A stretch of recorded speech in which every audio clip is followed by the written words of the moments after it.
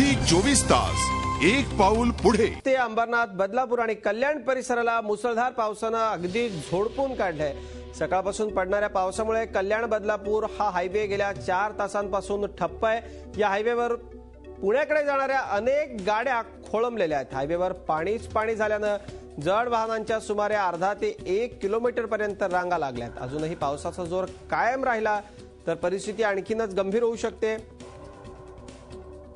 नेमकी हीच परिस्थिती अंबरनाथ हायवेवर देखील आहे। परिसरामध्ये बी कॅबिन, नवरेनगर, कमलाकर नगर, जावसई या भागात नागरिकांच्या घरामध्ये पाणी साचलंय।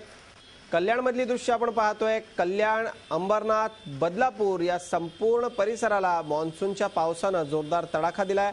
आपण पाहतोय इथे सगळी ही परिस्थिती खोळंबलेली असली तरी पाऊस आलाय, त्यामुळे निश्चित सर्वसामान्य आनंदी आहेत। मात्र पावसाबरोबर येणाऱ्या या सगळ्या अडचणींना देखील सुरुवात झाली आहे। चंद्रशेखर भुयार आमच्या सोबत आहेत, आमचे प्रतिनिधी। चंद्रशेखर, सांगा नेमकी पावसाची परिस्थिती काय आहे? वाहतूक या ठिकाणी खोळंबली असं कळतंय, पुण्याकडे जाणारी वाहनं या ठिकाणी खोळंबल्याचं कळतंय आपल्याला। अजित, काल संध्याकाळपासून रात्रीपासूनच पावसाला सुरुवात झाली आहे। उल्हासनगर, अंबरनाथ, बदलापूर या भागामध्ये संततधार पाऊस सुरू आहे आणि याचा परिणाम आता दिसू लागलेला आहे। हळूहळू कल्याण बदलापूर जो रोड आहे त्या रोडवर जो विमको नाका आहे त्या भागामध्ये पाणी साचलेलं आहे। त्याच्यामुळे सकाळी 10 ते 11 वाजल्यापासून जी वाहतूक होती ती ठप्प झाली होती। ज्याला पर्यायी रोड आहे जो MIDC मधून त्या रोडचं सध्या 4 चौपदरीचं काम चालू आहे। त्याच्यामुळे जी वाहतूक होती ती डायव्हर्ट करून कल्याण बदलापूर रोडवर आली होती, मात्र आता पाणी साचल्याने ती वाहतूक खोळंबलेली आहे। अजित, चंद्रशेखर, मला चांगलं आठवतंय आपण सातत्यानं बातम्या दाखवल्या होत्या, मग बदलापूर असू देत, कल्याण असू देत, उल्हासनगर असू देत, या सगळ्या परिसरामधल्या नाले सफाईबाबत हे नेमकं नाले सफाई नीट न झाल्याचं द्योतक आहे का? पहिल्याच पावसात सगळीकडे हे पाणी साचलंय।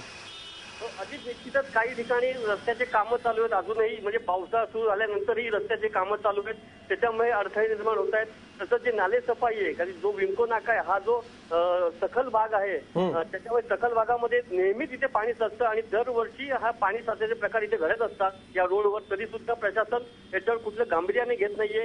या बाजूचे नाले ते खूप अरुंद आहेत आणि अरुंद नाल्यामध्ये पाणी हे ते वाहून जाण्यासाठी कुठलीही पर्यायी व्यवस्था नसल्यामुळे दरवर्षी हा भाग पाण्याखाली असतो आणि याच पहिल्याच दिवशी म्हणजे कालपासून पाऊस सुरू झाला आणि पहिल्याच दिवशी याचा प्रत्यय आलेला आहे आणि आज हा रस्ता बंद झालेला आहे। निश्चित चंद्रशेखर, पाऊस आल्याचा आनंद आहे, मात्र कल्याण असू देत, बदलापूर असू देत, उल्हासनगर असू देत, इथल्या पालिकांमधला जो कारभार आहे या कारभाराचा ढिसाळपणा, प्रशासनाचा गलथानपणा आहे, सगळ्याचा फटका नागरिकांना बसतोय, हे विसरून चालणार नाहीये। पावसाचा आनंद आहे, मात्र या पालिकांनी आता तरी लक्षात घ्यायचंय नागरिकांना किती त्रास होतो आणि निदान शेवटच्या टप्प्यामधली जी कामं असतील ती तरी आता लवकरात लवकर पूर्ण करायची आहेत, असं आवाहन आपण या सगळ्या पालिकांना करूयात। धन्यवाद या सगळ्या सविस्तर माहितीबद्दल।